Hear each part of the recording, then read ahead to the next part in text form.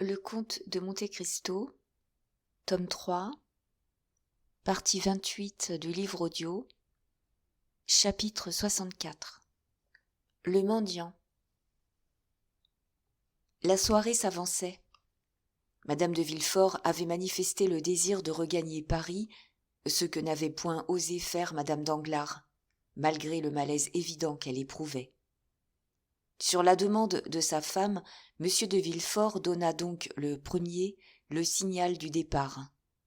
Il offrit une place dans son landau à Madame Danglars, afin qu'elle eût les soins de sa femme. Quant à M. Danglars, absorbé dans une conversation industrielle des plus intéressantes avec M. Cavalcanti, il ne faisait aucune attention à tout ce qui se passait. Monte Cristo, tout en demandant son flacon à Madame de Villefort, avait remarqué que M. de Villefort s'était approché de Madame Danglars. Et, guidé par sa situation, il avait deviné ce qu'il lui avait dit, quoiqu'il eût parlé si bas qu'à peine si Madame Danglars elle-même l'avait entendu. Il laissa, sans s'opposer à aucun arrangement, partir Morel, Debray et Château-Renaud à cheval et monter les deux dames dans le landau de M. de Villefort. De son côté, Danglars, de plus en plus enchanté de Cavalcanti père, l'invita à monter avec lui dans son coupé. Quant à Andrea Cavalcanti, il gagna son tilbury, qui l'attendait devant la porte, et dont un groom, qui exagérait les agréments de la fashion anglaise, lui tenait, en se hissant sur la pointe de ses bottes, l'énorme cheval gris de fer. Andrea n'avait pas beaucoup parlé durant le dîner, par cela même que c'était un garçon fort intelligent et qu'il avait tout naturellement éprouvé la crainte de dire quelque sottise au milieu de ces convives riches et puissants, parmi lesquels son œil dilaté n'apercevait peut-être pas sans crainte un procureur du roi. Ensuite, il avait été accaparé par M. Danglars, qui, après un rapide coup d'œil sur le vieux major au cou raide et sur son fils encore un peu timide, en rapprochant tous ces symptômes de l'hospitalité de Monte Cristo, avait pensé qu'il avait affaire à quelque nabab venu à Paris pour perfectionner son fils unique dans la vie mondaine. Il avait donc contemplé avec une complaisance indicible l'énorme diamant qui brillait au petit doigt du major, car le major, en homme prudent et expérimenté, de peur qu'il n'arrivât quelque accident à ses billets de banque, les avait convertis à l'instant même en un objet de valeur. Puis, après le dîner, toujours sous prétexte d'industrie et de voyage, il avait questionné le père et le fils sur leur manière de vivre.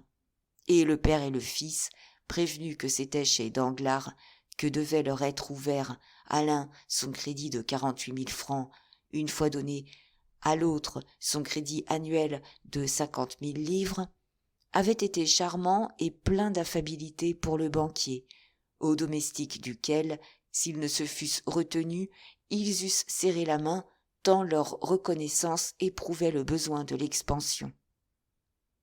Une chose surtout augmenta la considération, nous dirons presque la vénération de Danglars pour Cavalcanti. Celui-ci, fidèle au principe d'Horace, nil admirari, s'était contenté, comme on l'a vu, de faire preuve de science, en disant de quel lac on tirait les meilleures lamproies. Puis il avait mangé sa part de celle-là sans dire un seul mot.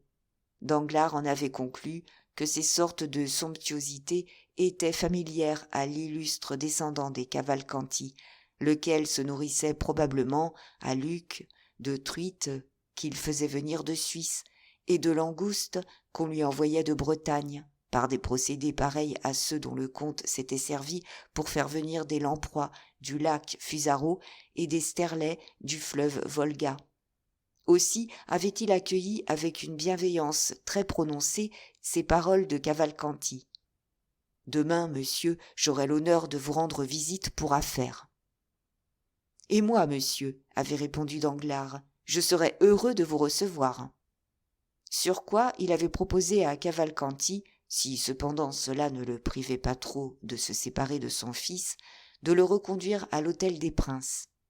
Cavalcanti avait répondu que, depuis longtemps, son fils avait l'habitude de mener la vie de jeune homme, qu'en conséquence, il avait ses chevaux et ses équipages à lui, et que, n'étant pas venus ensemble, il ne voyait pas de difficulté à ce qu'ils s'en allassent séparément. Le major avait donc monté dans la voiture de Danglars, et le banquier s'était assis à ses côtés, de plus en plus charmé des idées d'ordre et d'économie de cet homme, qui, cependant, donnait à son fils 50 000 francs par an, ce qui supposait une fortune de 5 ou 600 000 livres de rente. Quant à Andrea, il commença, pour se donner bon air, à gronder son groom de ce qu'au lieu de le venir prendre au perron, il l'attendait à la porte de sortie, ce qui lui avait donné la peine de faire 30 pas pour aller chercher son tilbury.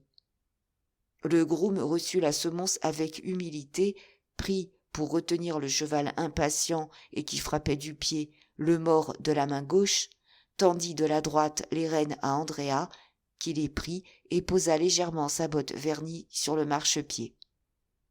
En ce moment, une main s'appuya sur son épaule. Le jeune homme se retourna, pensant que Danglars ou Monte Cristo avaient oublié quelque chose à lui dire, et revenait à la charge au moment du départ. Mais, au lieu de l'un et de l'autre, il n'aperçut qu'une figure étrange, hâlée par le soleil, encadrée dans une barbe de modèle, des yeux brillants comme des escarboucles et un sourire railleur s'épanouissant sur une bouche où brillaient, rangées à leur place et sans qu'il en manquât une seule, 32 dents blanches, aiguës et affamées comme celles d'un loup ou d'un chacal. Un mouchoir à carreaux rouges coiffait cette tête aux cheveux grisâtres et terreux. Un bourgeon des plus crasseux et des plus déchirés couvrait ce grand corps maigre et osseux, dont il semblait que les os, comme ceux d'un squelette, dussent cliqueter en marchant. Enfin, la main qui s'appuya sur l'épaule d'Andrea, et qui fut la première chose que vit le jeune homme, lui parut d'une dimension gigantesque. Le jeune homme reconnut-il cette figure à la lueur de la lanterne de son tilbury, ou fut-il seulement frappé de l'horrible aspect de cet interlocuteur? Nous ne saurions le dire. Mais le fait est qu'il tressaillit et se recula vivement. « Que me voulez-vous » dit-il. « Pardon, notre bourgeois, » répondit l'homme en portant la main à son mouchoir rouge.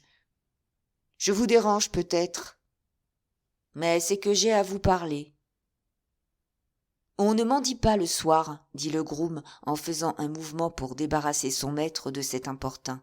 « Je ne mendie pas, mon joli garçon, » dit l'homme inconnu au domestique avec un sourire ironique, et un sourire si effrayant que celui-ci s'écarta. « Je désire seulement dire 2 mots à votre bourgeois, qui m'a chargé d'une commission il y a 15 jours à peu près. »« Voyons, » dit à son tour Andrea avec assez de force pour que le domestique ne s'aperçût point de son trouble. « Que voulez-vous ? Dites vite, mon ami. »« Je voudrais, dit tout bas l'homme au mouchoir rouge, que vous voulussiez bien m'épargner la peine de retourner à Paris à pied. Je suis très fatigué, et comme je n'ai pas si bien dîné que toi, à peine, si je puis me tenir. » Le jeune homme tressaillit à cette étrange familiarité. « Mais enfin, lui dit-il, voyons, que voulez-vous ? » « Eh bien, je veux que tu me laisses monter dans ta belle voiture, et que tu me reconduises. » Andrea pâlit, mais ne répondit point. « Ah, mon Dieu, oui, » dit l'homme au mouchoir rouge en enfonçant ses mains dans ses poches et en regardant le jeune homme avec des yeux provocateurs. « C'est une idée que j'ai comme cela, entends-tu, mon petit Benedetto ?» À ce nom, le jeune homme réfléchit sans doute, car il s'approcha de son groom et lui dit « Cet homme a effectivement été chargé par moi d'une commission dont il a à me rendre compte. Allez à pied jusqu'à la barrière. Là, vous prendrez un cabriolet, afin de n'être point trop en retard. » Le valet, surpris, s'éloigna. Laissez-moi au moins gagner l'ombre, dit Andrea. Oh, quant à cela, je vais moi-même te conduire en belle place. Attends, dit l'homme au mouchoir rouge. Et il prit le cheval par le mors et conduisit le tilbury dans un endroit où il était effectivement impossible à qui que ce fût au monde de voir l'honneur que lui accordait Andrea. « Oh, moi, lui dit-il, ce n'est pas pour la gloire de monter dans une belle voiture, non, c'est seulement parce que je suis fatigué, et puis, un petit peu, parce que j'ai à causer d'affaires avec toi. »« Voyons, montez, dit le jeune homme. Il était fâcheux qu'il ne fît pas jour, car c'eût été un spectacle curieux que celui de ce gueux, assis carrément sur les coussins brochés, près du jeune et élégant conducteur du tilbury. Andrea poussa son cheval jusqu'à la dernière maison du village sans dire un seul mot à son compagnon, qui, de son côté, souriait et gardait le silence, comme s'il eût été ravi de se promener dans une si bonne locomotive. Une fois hors d'Auteuil, Andrea regarda autour de lui pour s'assurer sans doute que nul ne pouvait ni les voir ni les entendre. Et alors, arrêtant son cheval et se croisant les bras devant l'homme au mouchoir rouge, « Ah ça, lui dit-il, pourquoi venez-vous me troubler dans ma tranquillité ? Mais toi-même, mon garçon, pourquoi te défies-tu de moi ? Et en quoi me suis-je défié de vous ? En quoi ? Tu le demandes ? Nous nous quittons au pont du Var, tu me dis que tu vas voyager en Piémont et en Toscane, et pas du tout, tu viens à Paris. En quoi cela vous gêne-t-il ? En rien. Au contraire, j'espère même que cela va m'aider. Ha ha, dit Andrea, c'est-à-dire que vous spéculez sur moi. Allons, voilà les gros mots qui arrivent. C'est que vous auriez tort, maître Caderousse, je vous en préviens. Eh, mon Dieu, ne te fâche pas, le petit. Tu dois pourtant savoir ce que c'est que le malheur. Eh bien, le malheur, ça rend jaloux. Je te crois courant le Piémont et la Toscane, obligé de te faire Facino ou Cicérone. Je te plains du fond de mon cœur, comme je plaindrais mon enfant. Tu sais que je t'ai toujours appelé mon enfant. Après. Patience donc, salpêtre. J'en ai de la patience. Voyons, achevez. Et je te vois tout à coup passer à la barrière des bonshommes, avec un groom, avec un tilbury, avec des habits tout flambant neufs. Ah ça, mais tu as donc découvert une mine, ou acheté une charge d'agent de change. De sorte que, comme vous l'avouez, vous êtes jaloux. Non, je suis content, si content que j'ai voulu te faire mes compliments, le petit. Mais, comme je n'étais pas vêtu régulièrement, j'ai pris mes précautions pour ne pas te compromettre. Belle précaution, dit Andrea. Vous m'abordez devant mon domestique. Que veux-tu, mon enfant ? Je t'aborde quand je puis te saisir. Tu as un cheval très vif, un tilbury très léger. Tu es naturellement glissant comme une anguille. Si je t'avais manqué ce soir, je courais risque de ne pas te rejoindre. Vous voyez bien que je ne me cache pas. Tu es bien heureux, et j'en voudrais bien dire autant. Moi, je me cache, sans compter que j'avais peur que tu ne me reconnusses pas. Mais tu m'as reconnu, ajouta Caderousse, avec son mauvais sourire. Allons, tu es bien gentil. Voyons, dit Andrea, que vous faut-il ? Tu ne me tutoies plus. C'est mal, Benedetto, un ancien camarade. Prends garde, tu vas me rendre exigeant. Cette menace fit tomber la colère du jeune homme. Le vent de la contrainte venait de souffler dessus. Il remit son cheval au trot. « C'est mal à toi-même, Caderousse, dit-il, de t'y prendre ainsi envers un ancien camarade, comme tu disais tout à l'heure. Tu es Marseillais, je suis... Tu le sais donc, ce que tu es maintenant ? Non, mais j'ai été élevé en Corse. Tu es vieux et entêté, je suis jeune et têtu.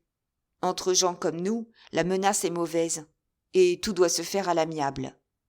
Est-ce ma faute si la chance, qui continue d'être mauvaise pour toi, est bonne pour moi au contraire? Elle est donc bonne, la chance? Ce n'est donc pas un groom d'emprunt? Ce n'est donc pas un tilbury d'emprunt? Ce ne sont donc pas des habits d'emprunt que nous avons là? Bon, tant mieux, dit Cadrousse, avec des yeux brillants de convoitise. Oh, tu le vois bien et tu le sais bien, puisque tu m'abordes, dit Andrea, s'animant de plus en plus. Si j'avais un mouchoir comme le tien sur ma tête, un bourgeron crasseux sur les épaules et des souliers percés aux pieds, tu ne me reconnaîtrais pas. Tu vois bien que tu me méprises, le petit, et tu as tort. Maintenant que je t'ai retrouvé, rien ne m'empêche d'être vêtu d'Elbeuf comme un autre. Attendu que je te connais bon cœur. Si tu as 2 habits, tu m'en donneras bien un. Je te donnais bien ma portion de soupe et de haricots, moi, quand tu avais trop faim. C'est vrai, dit Andrea. Quel appétit tu avais. Est-ce que tu as toujours bon appétit? Mais oui, dit Andrea en riant. Comme tu as dû dîner chez ce prince d'où tu sors. Ce n'est pas un prince, mais tout bonnement un comte. Un comte? Et un riche, hein? Oui, mais ne t'y fie pas, c'est un monsieur qui n'a pas l'air commode. Oh, mon Dieu, sois donc tranquille, on n'a pas de projet sur ton compte, et on te le laissera pour toi tout seul. Mais, ajouta Cadrousse, en reprenant ce mauvais sourire qui avait déjà effleuré ses lèvres, il faut donner quelque chose pour cela, tu comprends? Voyons, que te faut-il? Je crois qu'avec 100 francs par mois. Eh bien, je vivrai. Avec 100 francs? Mais mal, tu comprends bien. Mais avec 150 francs, je serais fort heureux. En voilà 200, dit Andrea, et il mit dans la main de Cadrousse 10 louis d'or. Bon, fit Cadrousse, présente-toi chez le concierge tous les premiers du mois, et tu en trouveras autant. Allons, voilà encore que tu m'humilies. Comment cela? Tu me mets en rapport avec de la valetaille. Non, vois-tu, je ne veux avoir affaire qu'à toi. Eh bien, soit, demande-moi, et tous les premiers du mois, du moins tant que je toucherai ma rente, toi, tu toucheras la tienne. Allons, allons, je vois que je ne m'étais pas trompé, tu es un brave garçon, et c'est une bénédiction quand le bonheur arrive à des gens comme toi. Voyons, conte-moi ta bonne chance. Qu'as-tu besoin de savoir cela? Demanda Cavalcanti. Bon, encore de la défiance. Non, eh bien, j'ai retrouvé mon père. Un vrai père? Dame, tant qu'il payera. Tu croiras et tu honoreras. C'est juste. Comment l'appelles-tu ton père? Le major Cavalcanti. Et il se contente de toi? Jusqu'à présent, il paraît que je lui suffis. Et qui t'a fait retrouver ce père-là? Le comte de Monte Cristo. Celui de chez qui tu sors? Oui. Dis donc, tâche de me placer chez lui comme grand-parent, puisqu'il tient bureau. Soit, je lui parlerai de toi, mais en attendant, que vas-tu faire? Moi? Oui, toi. Tu es bien bon de t'occuper de cela, dit Cadrousse. Il me semble, puisque tu prends intérêt à moi, reprit Andrea, que je puis bien à mon tour prendre quelques informations. C'est juste. Je veux louer une chambre dans une maison honnête, me couvrir d'un habit décent, me faire raser tous les jours et aller lire les journaux au café. Le soir, j'entrerai dans quelque spectacle avec un chef de claque. J'aurai l'air d'un boulanger retiré. C'est mon rêve. Allons, c'est bon. Si tu veux mettre ce projet à exécution et être sage, tout ira à merveille. Voyez-vous, monsieur Bossuet, et toi, que vas-tu devenir? Pair de France? Hé hé, dit Andrea, qui sait? Monsieur le major Cavalcanti l'est peut-être, mais malheureusement l'hérédité est abolie. Pas de politique, Caderousse. Et maintenant que tu as ce que tu veux et que nous sommes arrivés, saute en bas de ma voiture et disparaît. Non pas, cher ami. Comment, non pas? Mais songe-y donc, le petit, un mouchoir rouge sur la tête, presque pas de souliers, pas de papier du tout, et 10 Napoléons en or dans ma poche, sans compter ce qu'il y avait déjà, ce qui fait juste 200 francs. Mais on m'arrêterait immanquablement à la barrière. Alors je serais forcé, pour me justifier, de dire que c'est toi qui m'as donné ces 10 Napoléons. De là, information, enquête, on apprend que j'ai quitté Toulon sans donner congé, et l'on me reconduit de brigade en brigade jusqu'au bord de la Méditerranée. Je redeviens purement et simplement le numéro 106. Et adieu mon rêve de ressembler à un boulanger retiré. Non pas, mon fils. Je préfère rester honorablement dans la capitale. Andrea fronça le sourcil.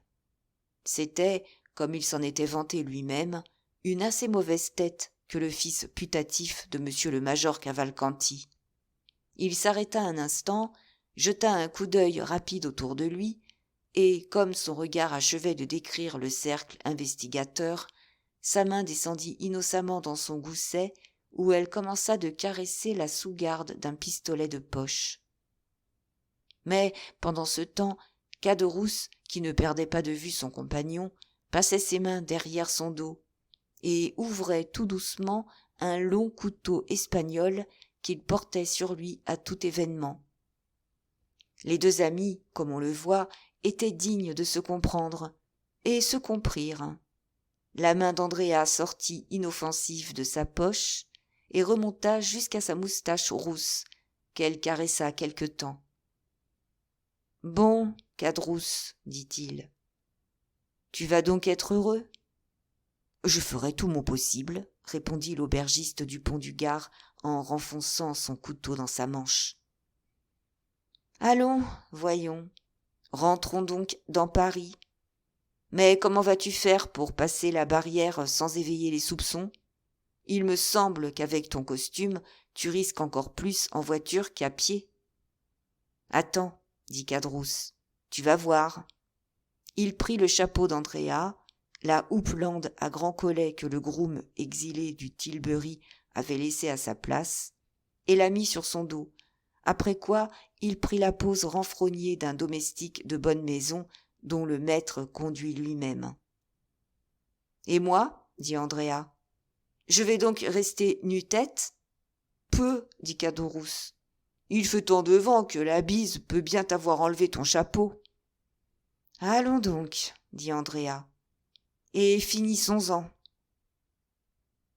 Qui est-ce qui t'arrête ? Dit Caderousse. Ce n'est pas moi, je l'espère.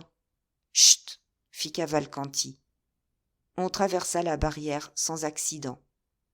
À la première rue transversale, Andrea arrêta son cheval et Caderousse sauta à terre.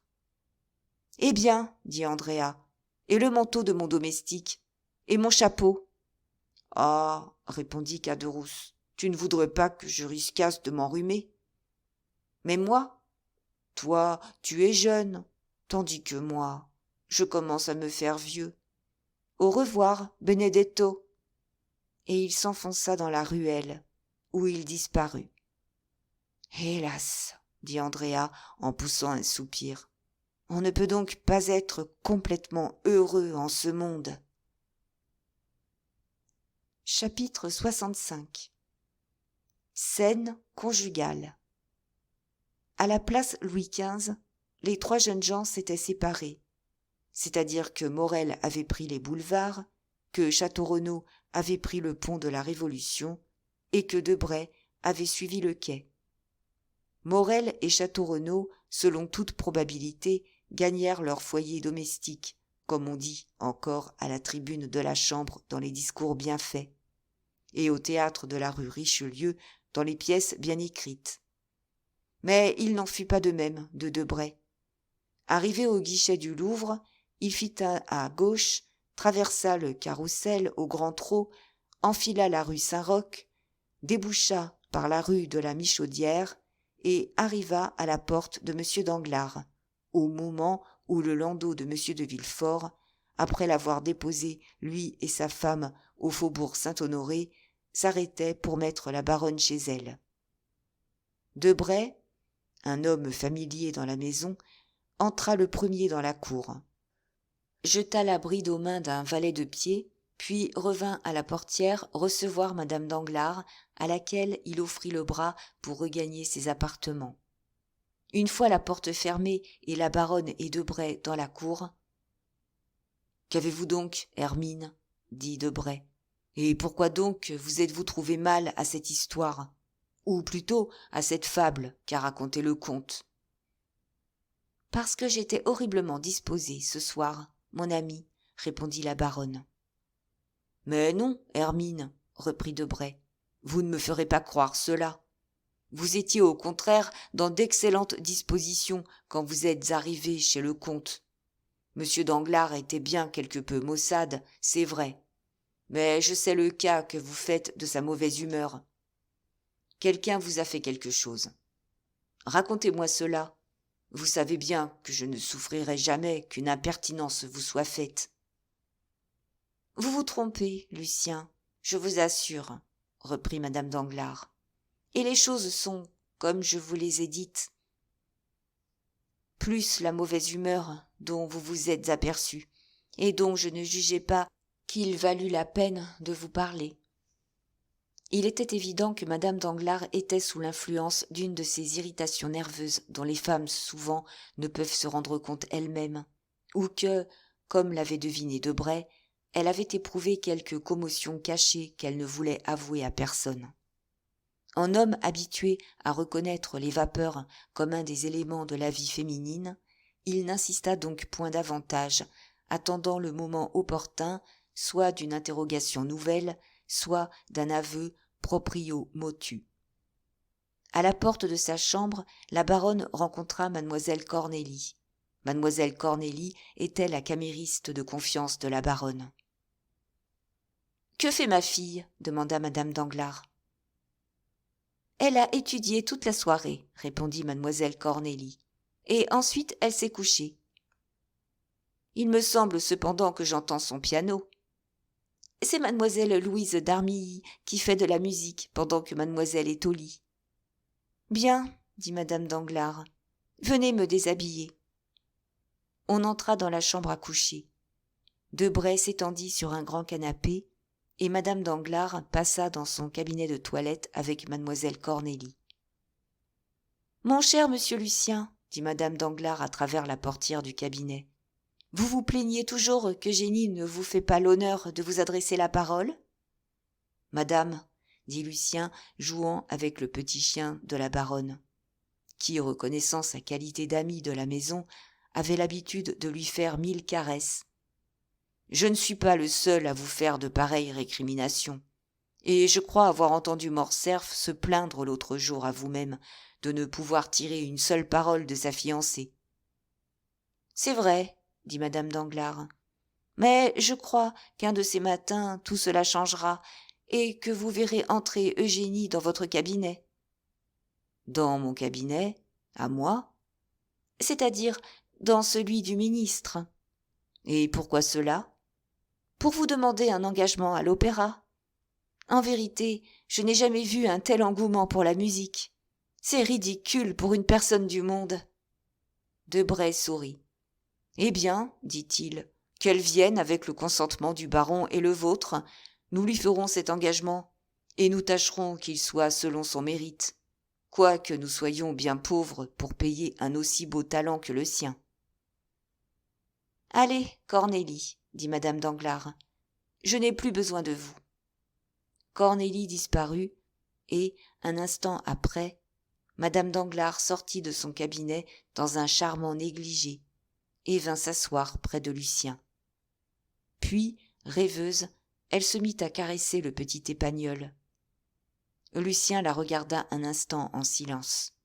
« Voyons, Hermine, » dit-il au bout d'un instant, « répondez franchement. Quelque chose vous blesse, n'est-ce pas ? » « Rien, » reprit la baronne. Et cependant, comme elle étouffait, elle se leva, essaya de respirer, et alla se regarder dans une glace.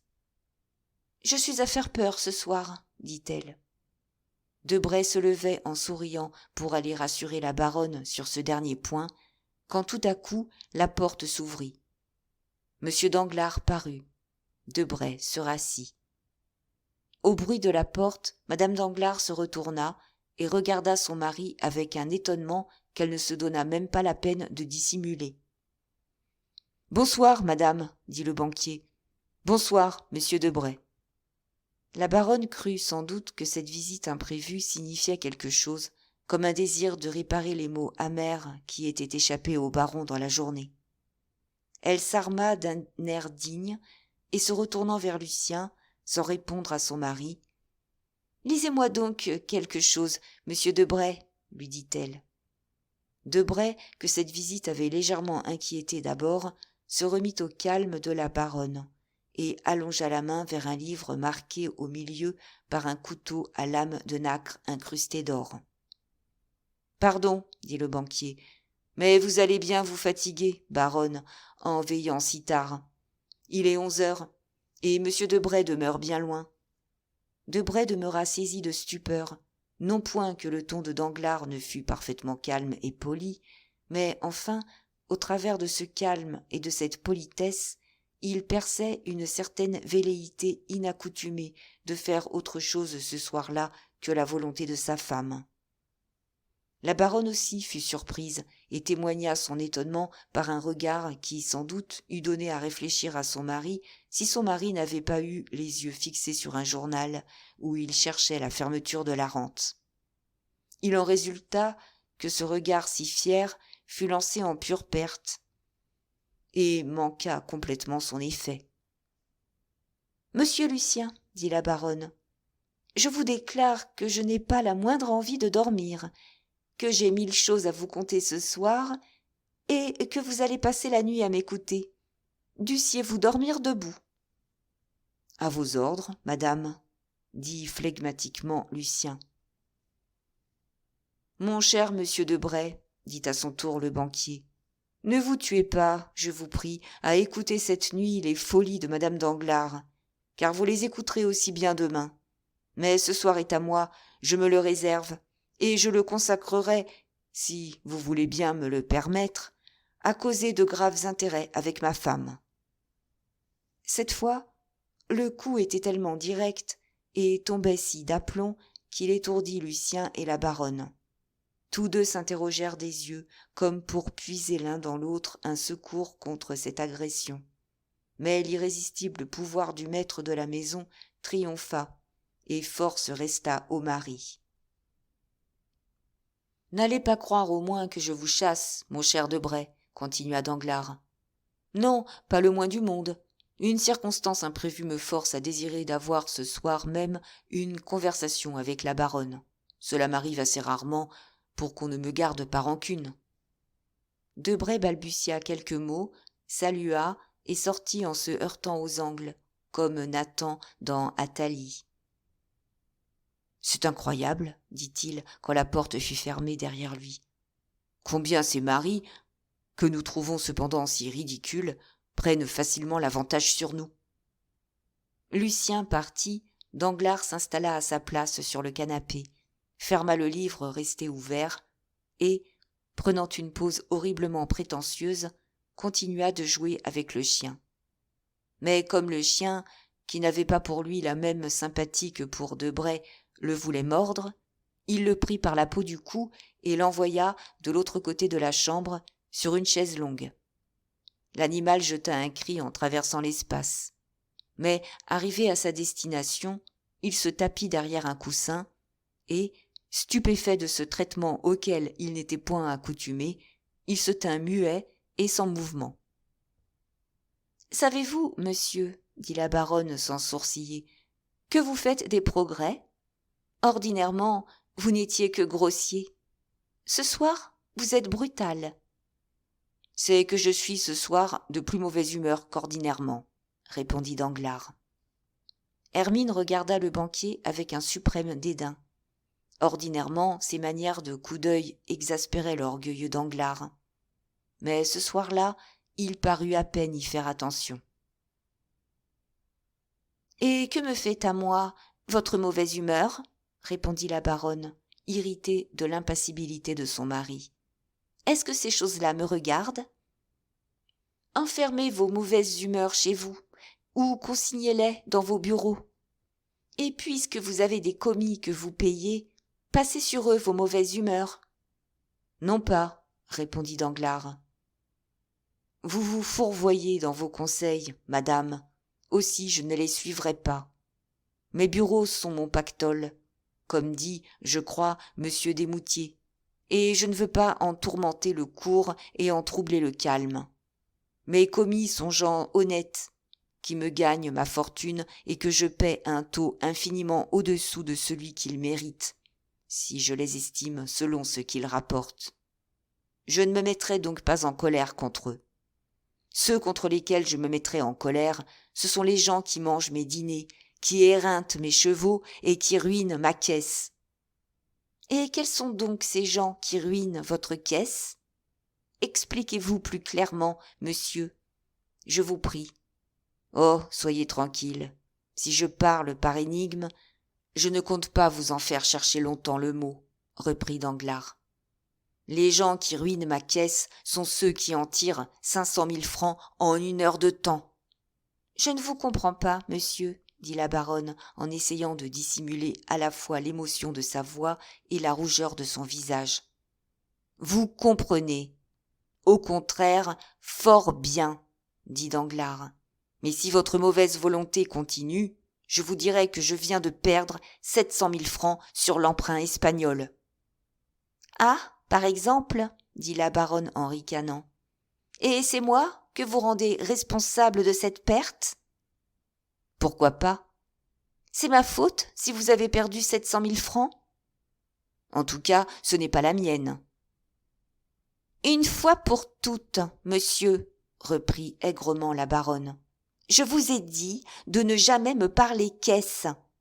C'est une langue que je n'ai apprise ni chez mes parents, ni dans la maison de mon premier mari. Je le crois parbleu bien, dit Danglars. Ils n'avaient le sou ni les uns ni les autres. Raison de plus pour que je n'ai pas appris chez eux l'argot de la banque, qui me déchire ici les oreilles du matin au soir. Ce bruit d'écus qu'on compte et qu'on recompte m'est odieux, et je ne sais que le son de votre voix qui me soit encore plus désagréable. En vérité, dit Danglars, comme c'est étrange, et moi qui avais cru que vous preniez le plus vif intérêt à mes opérations. Moi ? Et qui a pu vous faire croire une pareille sottise ? Vous-même ? Ah, par exemple ? Sans doute. Je voudrais bien que vous me fissiez connaître en quelle occasion. Oh, mon Dieu, c'est chose facile. Au mois de février dernier, vous m'avez parlé la première des fonds d'Haïti. Vous aviez rêvé qu'un bâtiment entrait dans le port du Havre, et que ce bâtiment apportait la nouvelle qu'un paiement que l'on croyait remis aux calendes grecques allait s'effectuer. Je connais la lucidité de votre sommeil.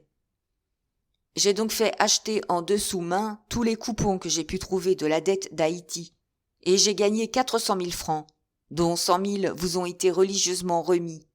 Vous en avez fait ce que vous avez voulu, cela ne me regarde pas. En mars, il s'agissait d'une concession de chemin de fer. 3 sociétés se présentaient, offraient des garanties égales. Vous m'avez dit que votre instinct, et, quoique vous vous prétendiez étrangère aux spéculations, je crois au contraire votre instinct très développé sur certaines matières.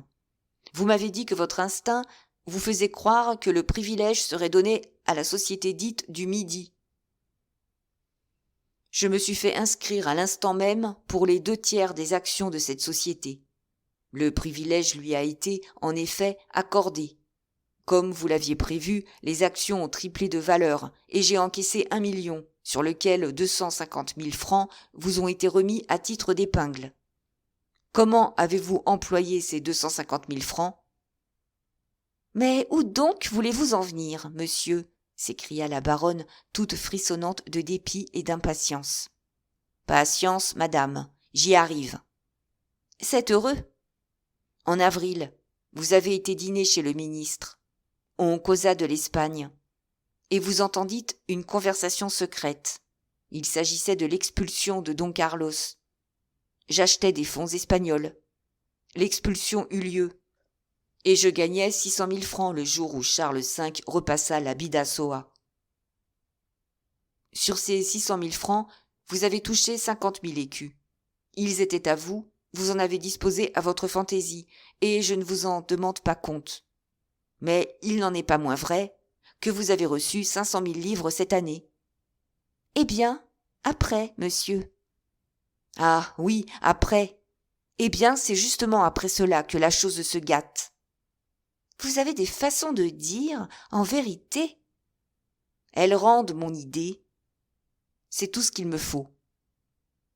Après, c'était il y a 3 jours, cet après-là. Il y a 3 jours, donc, vous avez causé politique avec M. Debray. Et vous croyez voir dans ses paroles que Don Carlos est rentré en Espagne. Alors, je vends ma rente. La nouvelle se répand, il y a panique, je ne vends plus, je donne. Le lendemain, il se trouve que la nouvelle était fausse, et qu'à cette fausse nouvelle, j'ai perdu 700 000 francs.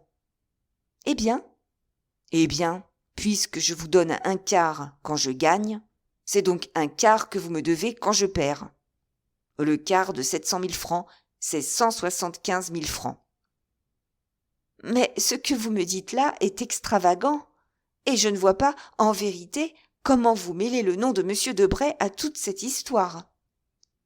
Parce que si vous n'avez point par hasard les 175 000 francs que je réclame, vous les emprunterez à vos amis, et que M. Debray est de vos amis.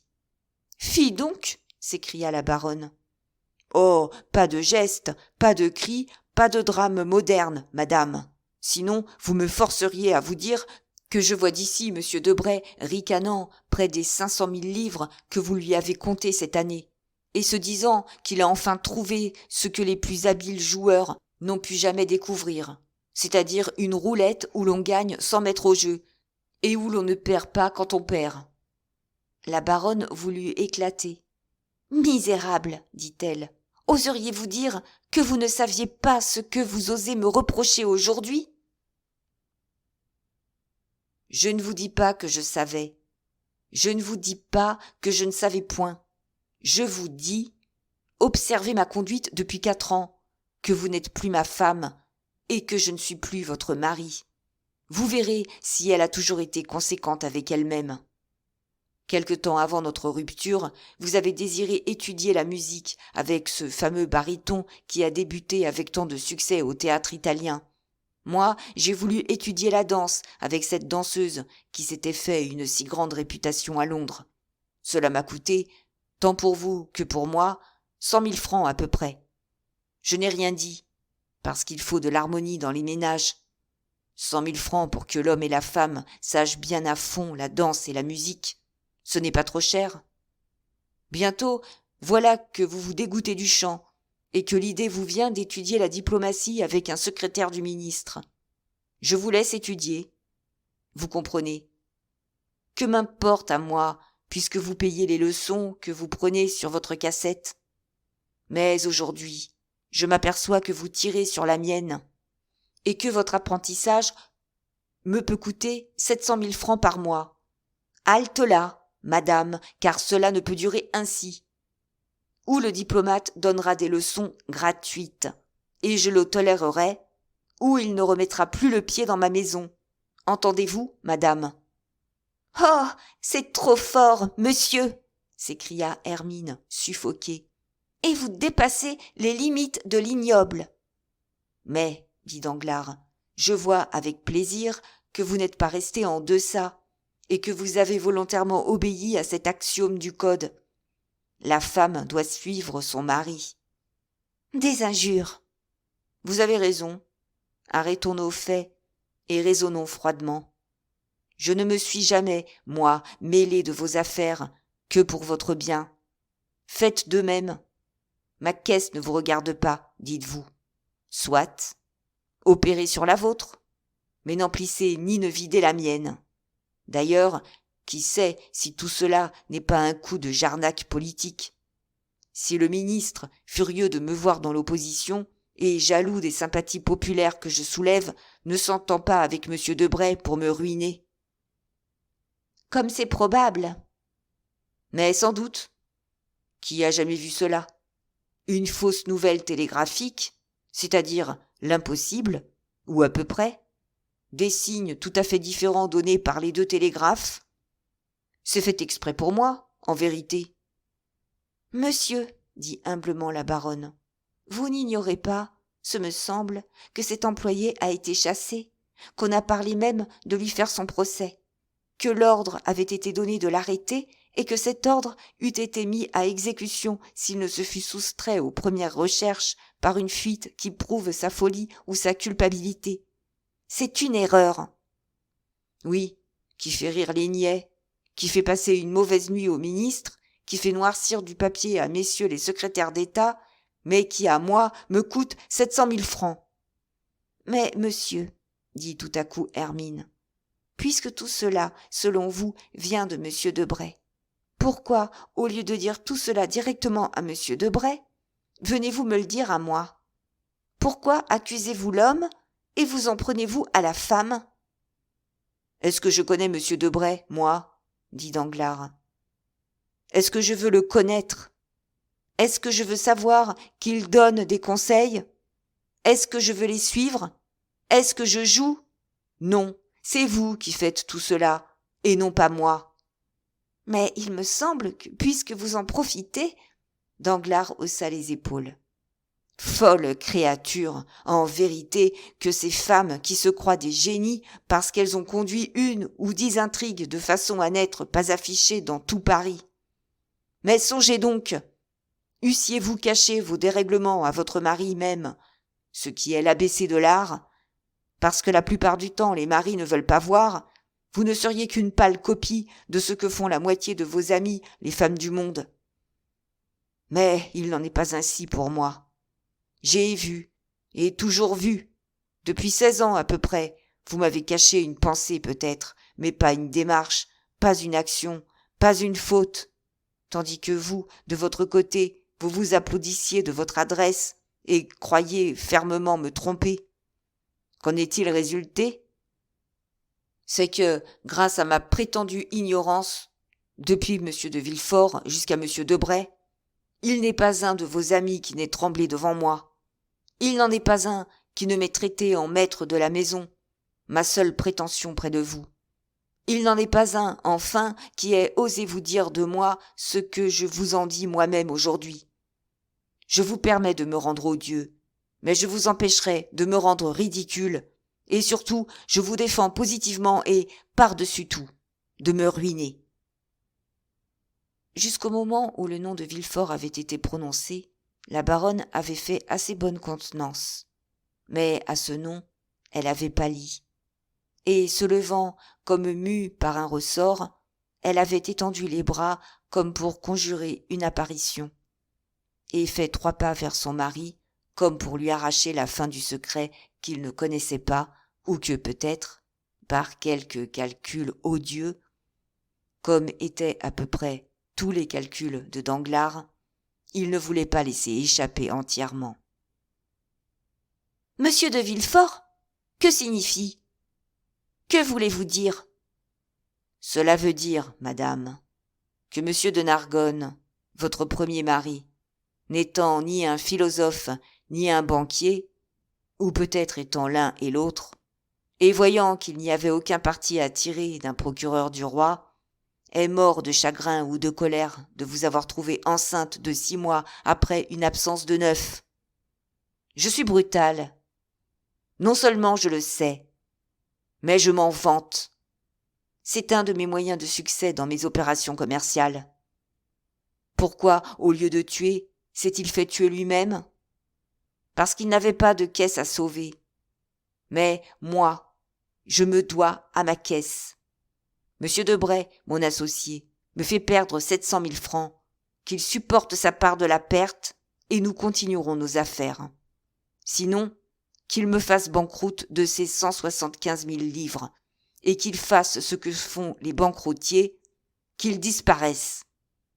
Et, mon Dieu, c'est un charmant garçon, je le sais. quand ces nouvelles sont exactes. Mais quand elles ne le sont pas, il y en a 50 dans le monde qui valent mieux que lui. » Madame Danglars était atterrée. Cependant, elle fit un effort suprême pour répondre à cette dernière attaque. Elle tomba sur un fauteuil, pensant à Villefort, à la scène du dîner, à cette étrange série de malheurs qui, depuis quelques jours, s'abattaient un à un sur sa maison et changeaient en scandaleux débat le calme ouaté de son ménage. Danglars ne la regarda même pas, quoiqu'elle fît tout ce qu'elle put pour s'évanouir. Il tira la porte de la chambre à coucher sans ajouter un seul mot et rentra chez lui. De sorte que madame Danglars, en revenant de son demi-évanouissement, put croire qu'elle avait fait un mauvais rêve.